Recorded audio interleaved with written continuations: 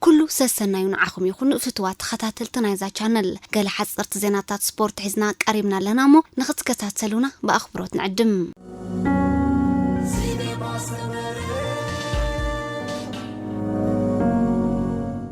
هاجراويت غانتا أتلتيكس من إسيات إيرترا كاب 28 ميازيا كسب 4 جنبت أبلو ساكا زامبيا أبز إنجر شامبيونا من إسيات حتى 10 عامة أفريقيا 2023 نمستافنا بتهاجرا مريحام هاجراويت غانتا أتلتيكس من إسيات إيرترا أبت هاجراوي وددر بخلت يوصوتاتات كام 100 كسب 500 متر أبز رح قطو استفلالي وددرات كساتف مخانا أسلت أني إساء نتصرف أبزها وحابريته قاليسو أسلت أنتن أتلتاتن إتهاجراويت غانتا بيجدوهم أكايدو مبزلو مدلوات نص من سم هاجروم زتصوع وصيت نمزغاب كم سرحو أرجاقيصهم بزيكازي هاجراوي فدريشن أتلتيكس إيرترا عمتاو زكايدونا عبيت أتلتات هاجراوي وددر تراكن فيلدن كاب صباح 28 ميازيا أتحزوك ساب سنبت 3 ميازيا أب ستاديوم أسمرا كإنجديوم أبتي كاب كلن زوباتاتن كلب دندن مينستري مكلخالن استواتو عبيتن أولمبيكاوين تصفوات من إسيات أتلتات ساتفلو هاجراوي وددر بخلهم تودادرت أتلتاتن غانتاتاتن حيالنا تودادرنت منفس كرأيو تثبيت جبر بزيكازي أب زكايدونا سالست عمتاو هاجراوي وددر ناي بارا أولمبيك أتليتات ناي 800 متر ناي ويلشر وددرون انجديوم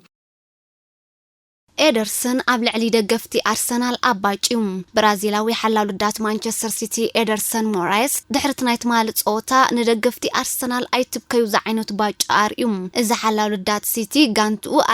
قبل على أرسنال أبس تعوتت له تصوتايو نابتهم توقعيزهم زموتو دقفتي أرسنال بمبجاو حقوسوخ قلس ترايوم تصفوات دقفتي أرسنال قانتوهم وانج أنا معتار حدث قمت كترفان نخريهم كاب لندن نام مانشستر التوقعزو يخونون بر بشوتوتات جون ستونس إيرلين هالاندن كيفن دبرينة تصفى أوريتهم كملسو تقديدهم برازيلاوي حلال دا سيتي أبدع لدقفت أرسنال أب ستاديوم يتحد بترقاقامي بنا إيد ملكتاتن ناي أقار وسطاتاتن كباج وتارا إنيريوم أزود عسران تشعتن عمت حلال دات أب تصوتا بترقاقامي إتقزي أخيليو زسمع مل اختك سد تارا إنيروم إيدرسون أداو عميهو أبكن ما عنتو إن أنكساقسا كباجون كلو دقفت سيتي زيادة دوقفهم سلزقالتسولو زيادة إن أقادة دقفتي أرسنال بتحط بقعت قانتوم يبخي مهلاو من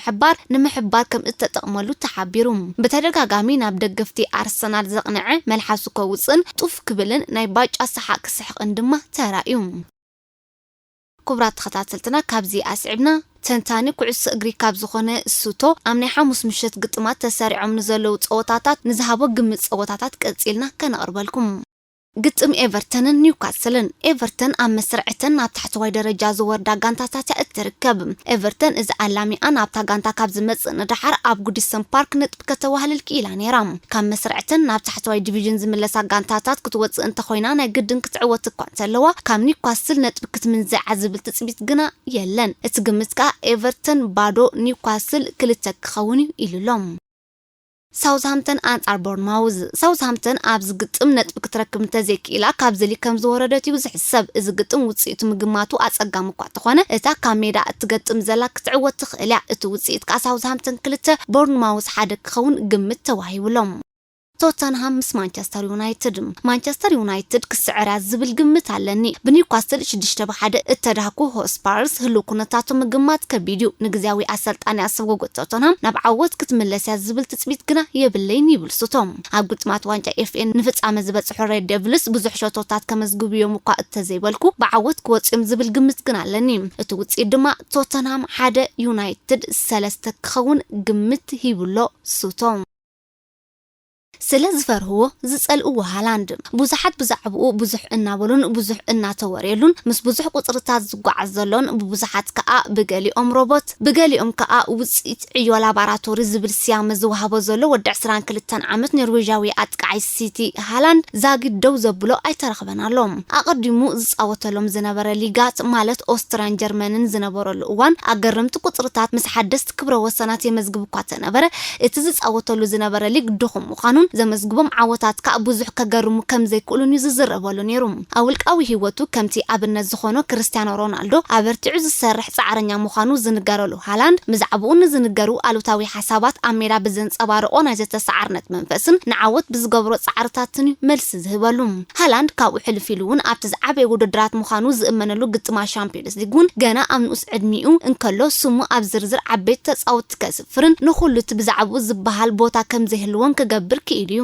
ድሕሪ ዘመነ ሜሲን ሮናልዶን ዝና ኩዕሶ እግሪ ዓለም ክቆጻጸሩ ይኽእሉ እዮም ተባሂሎም ተስፋ ካብ እተነብረሎም ተጻወትቲ ሓደ ዝኾነ ሃላንድ ኣብ ናይ ዝሓለፈ ክራማት መስርሕ ምስጋር ናብ ማንቸስተር ሲቲ እኳ እንተተጸንበረ ዛጊት ግን ብዛዕብኡ ዝለዓሉ ብዙሓት ርእቶታት ኣለዉ ከም ኣብነት ንምርኣይ ገና ኣብ ሲቲ እግሩ ኣብ ዘንበረሉ ወቕቲ እዚ ወዲ ንቅዲ ጸወታ ፔፕ ጓርዲዮላን ሲቲን ዝኸውን ኣይኮነን ክበሃለሉ እንከሎ ብኻልእ ሸነኽ ከዓ ፕሪምየር ሊግ ዓዲ እንግሊዝ ከም ካልኦት ሊጋት ቀሊል ክኾነሉ ኣይክእልን እዩ ዝብሉ ካልኦት ሓሳባትን ርእቶታትን ክወሃበሉ እንከሎ ነቲ ኣብ ናይ ፈለማ ግጥሙ ኣንጻር ሊቨርፑል ንዝነበረ ኩነታት ከም መራጎዳ ሓሳብ ብኣብነት ብምጥቃስ እዩ ነይሩ እዚ ይኹን እምበር ሃላንድ ኣብቲ ክኸብዶ እዩ እተባሃለ ፕሪምየር ሊግ ሕማም ርእሲ ተኸላኸልትን ክለባትን ምዃኑ ቀፂልዎ እዩ ኣብ ወርሒ መጋቢት ጥራይ ኣብ ዘሰላሰሎም ግጥማት ልዕሊ 40 ሸቶታት ንኽምዝገብ ልዑል ተርኡ ኣበርኪቱ እዩ እቲ ዘገርም ከዓ ኣብቲ ልዕሊ ዓቕሙ እዩ እተባህለሉ ሊግ ክንዲ ዝኣክል ቁፅሪ ኣበርክቶ ይገብረሉ ኣብ ዘሎ እዋን ነቲ ሊግ ሓዲጉ ንኽወፅእ ልዕሊ 1.8 ሚልዮን ፌርማታት ምእካቦም እዩ ድሒሩ ኣብ ዝሓለፈ ቅንያት ጋንቱ ማንቸስተር ሲቲ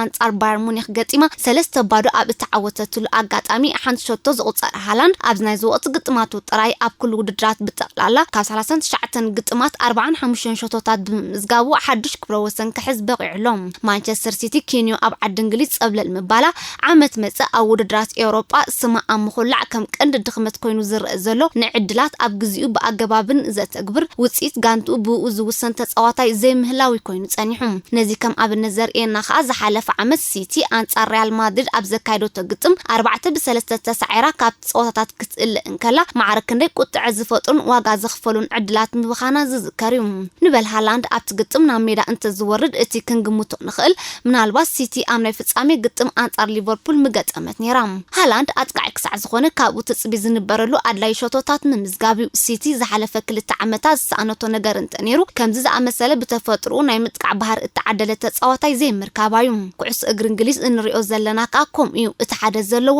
እቲ ሓደ ይስእኖ ኣብዚ እዋን እዚ ከዓ ሲቲ እቲ ዝሰኣነቶ ረኺባላ ኣጥቃዒ ክለብ ባየር ሙኒክ ዝነበረ ማሪዮ ጎመዝ ንሃላንድ ኣመልኪቱ ንጋዜጠኛታት ስፖርት ኣብ ዝሃቦ ቃል ኩለን ጋንታታት ነዚ ተጻዋታይ ክፈርህኦ ኣለወን ምክንያቱ እዚ ተጻዋታይ ኣዝዩ ዓርሞሽሽ እዩ ሲቲ ከምዚ ዝኣመሰለ ተጻዋታይ ከተፈርም ምኽኣላ የውሃና ምባል የድልያዩ ኢሉ ተጻዋታይ ሃገራዊት ጋንታ እንግሊዝ ዝነበረን ኣብ ተፈላለየ እዋን ከዓ ንክለባት ማንቸስተር ሲቲን ባየር ሙኒክን እተጻወተ ኦውን ሃግሪቭዝ ብወገኑ ኣብ ህይወተይ ካብ ዝረኣኽዎም እቲ ኣዝዩ ውፅኢታዊ ተጻዋታይ ብምባል ኣብ ልዕሊ ሃላንድ ዘለዎ ኣድናቆት ገሊጹ ኣሰልጣኒ ሲቲ ጓርዲዮላ ኣብ እተፈላለየ ዘካይዶም ጋዜጣዊ መግለፂታት ሃላንድ ብብዙሕ ሸነኻቱ ንሲቲ ከም ዘድልያን ምስታ ጋንታ ከዓ ሕጉስ ምህላውን ይጠቅስ እቲ ልዕሊ ኩሉ ዘገርም ሃላንድ ዛጊት ኣብ ፕሪምየር ሊግ እንግሊዝ ይኹን ኣብ ሲቲ ገና ሓደ ናይ ውድድር ዓመት ከይወድእ እንከሎ ዝኸውን ዘሎ ምዃኑ እዩ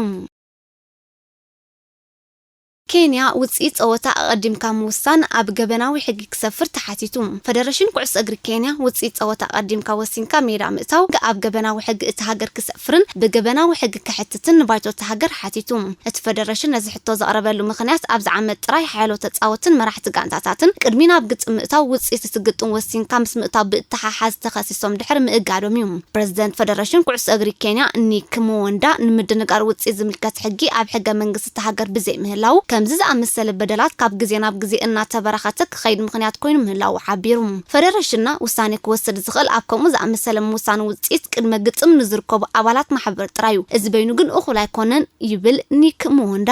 እቲ ፕሬዚደንት ኣብ ባይቶ እቲ ሃገር ንኮሚቴ ባህልን ስፖርትን ኣብ ዘቕረቦ ፀብጻብ ብጉዳይ ውሳነ ውፅኢት ቅድመ ግጥም ተጠርጢሮም እተተሓዙ ሰባት ዝዳነ ሕጊ ብዘይምህላው ዝቐርብ ክሲ ከም ዝዕፀዩ ዝግበር እዚ ፀገም ክእለ እንተኮይኑ ግን ሰባት ክእሰሩን ክቕፅዑን ኣለዎም ኢሉ ሙወንዳ እቲ ፌደሬሽንን ኣባላት ክለባትን ብዘለዎም ናይ ገንዘብ ፀገም ውፅኢት ግጥም ኣቐዲሙ ክውሰን ኣብ ኢድ ዝደልዩ ጋንታታት ብቐሊሉ እዮም ዝወድቁ እዚ ከዓ ኬንያ በዚ ምኽንያት ካብ እተኣገደትሉ ግዜያት ሒዝካ እቲ ተርእዮ ሱር እናሰደደን እናገደደን ይመፅእ ምህላው ዝሓበረ እቲ ፕሬዚደንት ነዚ ዘርኢ ሕጊ ዘይምህላው ኣቐዲሙ ውፅኢት ክውስኑ ዝደልዩ ኣካላት ከም ፅቡቅ ዕድል ይጥቀምሉ ምህላው ኣማሪሩ ከምዚ ዝበለ ናይ ምጥፋእ ተግባራት ንተዓዘብቲ ካብ ዓውዲ ኩዕሶ እግሪ ዘርሕቕ እዩ ኣቐዲምካ ውፅኢት ምውሳን ንኩዕሶ እግርን ኢንዳስትሪ ስፖርትን ዓብዪ ሓደጋ ይክብሉን ወሲኹም ግጥማት ኩዕሶ እግሪ ቅድሚ ምስልሳሉ ምቕጻሉ ንውጽኢት ጸወታ ቀዲም ካምስ ምውሳን ብተሓሓዘ ምኽንያት ፌደሬሽን ኩዕሶ እግሪ ኬንያ 18 ተጻወትን 7 ኣባላት መሪሕነት ጋንታታትን በጠቕላላ 25 ሰባት ምእጋዱ ይፍለጥ ኣባል ባይቶን ኣቦ ወንበር እቲ ኮሚተን ዳንኤል ዋንያማ ከም ዝኣመሰለ ጸይቅታት ዝፍጽሙ ሰባት ዝቐጽዕ ሕጊ ከውጽእ ከም ዘለዎ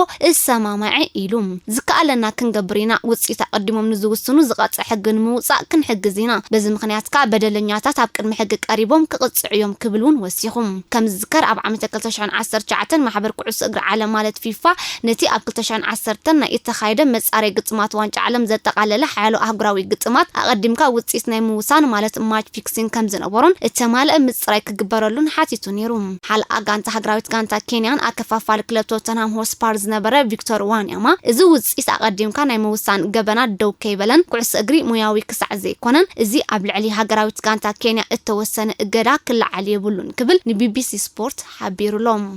እምበኣርከስ ክቡራት ተኸታተልትና ንሎሚ ዝሓዝናዮ ትሕዝቶ ኣብዚ ክንፍጽም ኢና ከም ወትሩ ላይክ ምግባርን ኮመንት ምሃብን ናብኣኹም እዩ ብዝተረፈ ሰላም